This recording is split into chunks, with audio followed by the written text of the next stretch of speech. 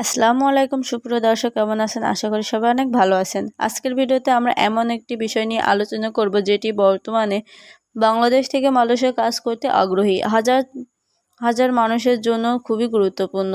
অনেকে জানতে চান মালয়েশিয়ায় এখন কোন কাজের চাহিদা সবচেয়ে বেশি, কোন সেক্টরে চাকরি পাওয়ার সুযোগ ভালো, কোথায় বেতন তুলনামূলক বেশি এবং নতুন কর্মীদের জন্য কোন কাজের উপযুক্ত। আজকের ভিডিওতে আমরা এসব বিষয় নিয়ে আলোচনা করব। বাংলাদেশ দক্ষিণ পূর্ব এশিয়ার অন্যতম শিল্পোন্নত দেশ। দেশটির অর্থনীতি মূলত উৎপাদন শিল্প, নির্মাণ খাত, কৃষি, পাম অয়েল, সেবা খাত এবং পর্যটনের উপর নির্ভরশীল। এর কারণ প্রতি বছর বিদেশি কর্মীদের চাহিদা তৈরি হয়। বাংলাদেশ থেকে বহু মানুষ বিভিন্ন খাতে কাজ করার জন্য মালয়েশিয়া যান। বর্তমানে সবচেয়ে বেশি চাহিদা রয়েছে ম্যানুফ্যাকচারিং বা ফ্যাক্টরি সেক্টরে। ইলেকট্রিশিয়ান, খাদ্য প্রক্রিয়াজাতকরণ, প্লাস্টিক, রাবার, মেডিকেল, গ্লাস, গাড়ির যন্ত্রণা এবং বিভিন্ন পণ্য তৈরি কারখানার নিয়ম নীতি শ্রমিক প্রয়োজনীয় হয়। নতুন কর্মীদের জন্য এই খাতে সুযোগ তুলনামূলক বেশি। অনেক কোম্পানিতে প্রশিক্ষণিত ব্যবস্থা থাকে এবং অভিজ্ঞতা না থাকলে কাজ শেখার সুযোগ দেওয়া হয়। এরপর রয়েছে কনস্ট্রাকশন বা নির্মাণ খাত। রাস্তা, সেতু, আবাসিক ভবন, বাণিজ্য ভবন এবং বিভিন্ন অবকাঠামো নির্মাণ প্রচুর শ্রমিক কাজ করে। শারীরিক পরিশ্রম হলে এই খাতে নিয়মিত কাজের সুযোগ থাকে। অনেক ক্ষেত্রে ওভারটাইম করার সুযোগ থাকে, ফলে মাসিক আয় বাড়তে পারে। মালয়েশিয়ায় পাম অয়েল বাগান এবং কৃষি খাতেও বিদেশি শ্রমিক চাহিদা দীর্ঘদিন ধরে রয়েছে। পাম অয়েল, ফল এবং সংগ্রহ, বাগান পরিচর্যা এবং কৃষিকাজে অনেক কর্মী নিয়োগ করা যায়, তবে এই কাজগুলো সাধারণ খোলা পরিবেশ করতে হয় এবং শারীরিক পরিশ্রম অনেক বেশি থাকে। ওয়েব হাউস বা গুদাম ব্যবস্থাপনা বর্তমানে জনপ্রিয় একটি খাত। এখানে পণ্য সাজানো, প্যাকেটিং, লোডিং, আনলোডিং, স্ক্যানিং মতো কাজ করতে থাকে। যারা ফ্যাক্টরি তুলনামূলক বিভিন্ন ধরনের কাজ করতে চান তাদের জন্য একটি ভালো সুযোগ হতে পারে।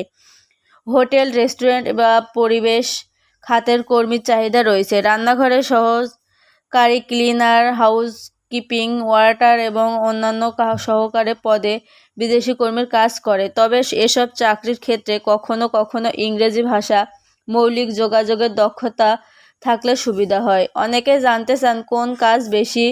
এর উত্তর এক কথায় দেওয়া সম্ভব নয়, কারণ বেতন নির্ভর করে কোম্পানির কাজের ধরন, অভিজ্ঞতা, দক্ষতা এবং ওভারটাইমের উপর। দক্ষ ও অভিজ্ঞত কর্মী সাধারণ নতুন কর্মীদের তুলনায় বেশি আয় করে থাকেন। এছাড়া অতিরিক্ত সময় কাজ করলে মোট আয় বৃদ্ধি পেতে পারে। আপনি যদি মালয়েশিয়া যাওয়ার পরিকল্পনা করেন তাহলে শুধু বেশি বেতনের কথা না ভেবে একটি বৈধ কোম্পানির ভালো কর্মপরিবেশ এবং চুক্তিপত্র ভালোভাবে বুঝে যাওয়ার চেষ্টা করুন। অনেকের সময় কম বেতনের কিছু টাকা কোম্পানির চাকরি দীর্ঘমেয়াদী বেশি লাভজনক হয়। বিদেশে যাওয়ার আগে অবশ্যই আপনার পাসপোর্ট, ভিসা, চাকরির অফার লেটার এবং অন্যান্য কাগজপত্র ভালোভাবে যাচাই করে নেওয়া উচিত।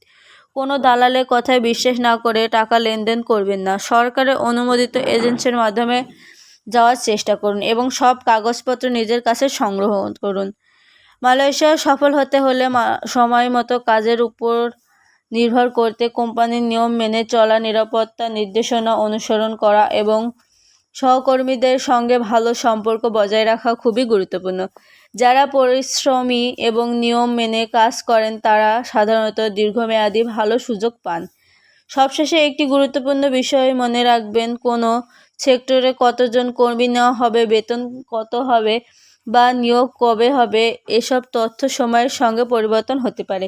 তাই বিদেশ যাওয়ার আগে সর্বশেষ সরকারি তথ্য এবং আপনার নিয়োগকারী প্রতিষ্ঠানের দেওয়ার জন্য অবশ্যই যাচাই করে নেবেন।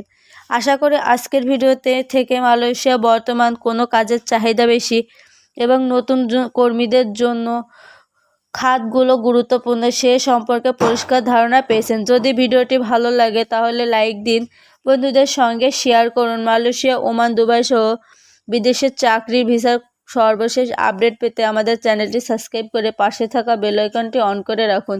ভালো থাকবেন, সুস্থ থাকবেন। আল্লাহ হাফেজ।